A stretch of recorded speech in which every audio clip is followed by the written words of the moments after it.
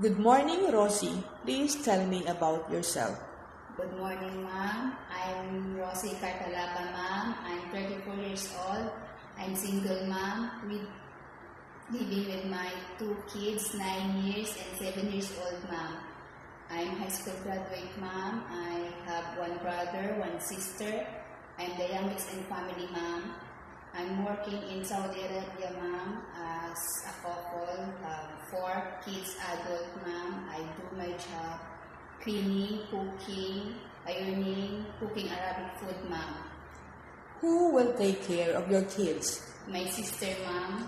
Are you willing to take care of a newborn baby? Yes, ma'am. Are you willing to share room with the kids? Yes, ma'am. Are you prepared to follow employers' guideline on discipline and creative development? Yes, ma'am. Will you be honest and faithful to your employers? Yes, ma'am. Will you admit to your mistakes and say sorry when you have done wrong? Yes, ma'am. Can you wake up 6 a.m. and sleep very late at night? Yes, ma'am. Are you willing to cut your hair short if your employer will require? Yes, ma'am. Can you promise not to bring friends to your employer's house without their permission? Yes, ma'am. If you are homesick, would you break your contract and insist to return home? No, ma'am. Do you accept no day off but to be paid instead by your employer?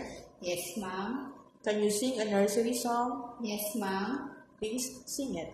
Watermelon, watermelon, papaya, papaya, banana, banana, banana, banana, fruit salad, fruit salad. Do you know how to cook Chinese food? No, ma'am, but I'm willing to learn, ma'am. Please say something to your future employer.